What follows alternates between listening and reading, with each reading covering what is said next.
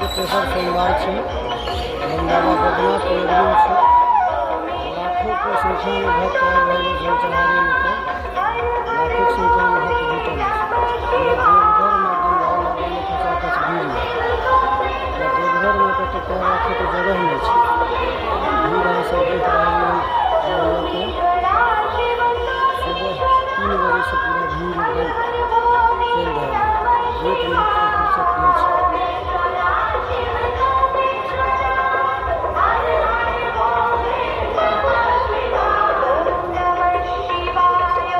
सामने लाइन लग रहा है बिहार बॉर्डर तरफ से।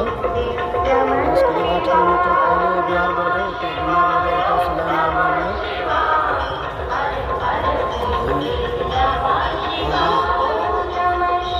कॉलेज लंदन पहाड़ है। भीड़ जैसे से बाबा